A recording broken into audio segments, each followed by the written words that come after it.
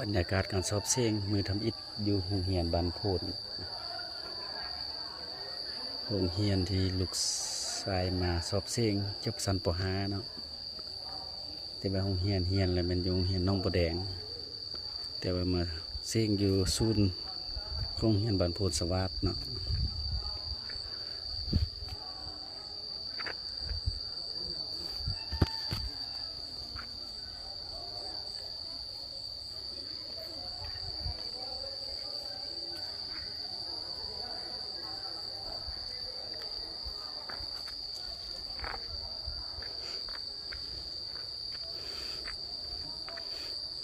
มาให้กำลังใจลูกชายอยู่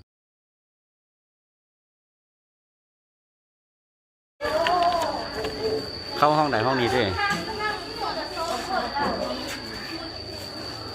โอเคนะ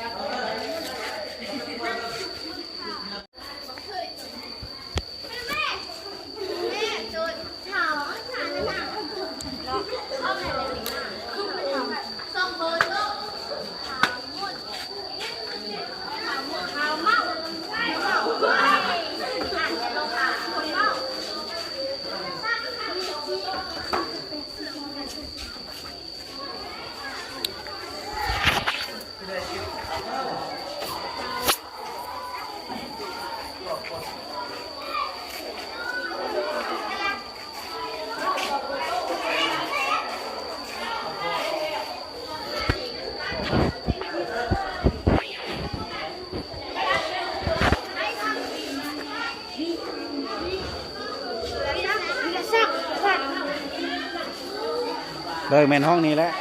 อเล็กแมนห้องนี่เบิ้งตั้งใจเช็คเลยเช็คดีไซน์ยังก่อนเราแต่งที่ทักษะดีๆเด้อนี่เด้อซูมติดตามด้วยสินะติดตามบ่ได้มาติดตามยืนน้ำคู่ดิเขาไปแล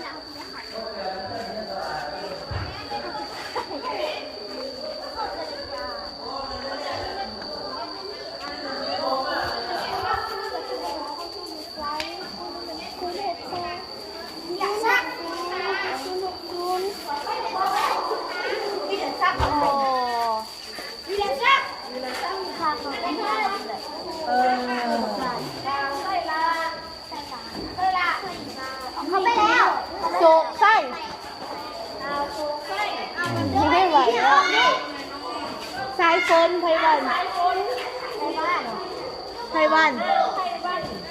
นางอาลิสานางผู้ดวงใจนางสุสาครซอสไส้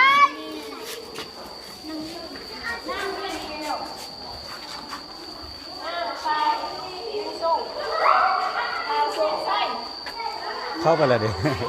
ไส้มีโซ่ไปแล้วไส้ให้น้องกระแดงอ่ะแม่แหละคุณลุงเสือกันหน้า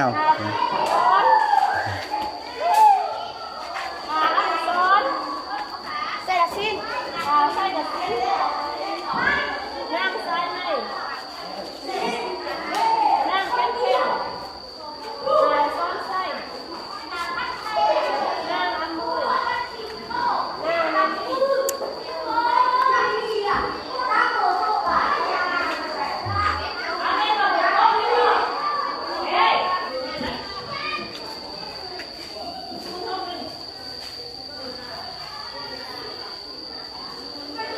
เรียนเส้งแล้วเก่งเส้นจบม.5 เริ่มสอบเสียงเริ่มตีกระเร่งเริ่มต้นเนาะเวลา9 โมง00 นาที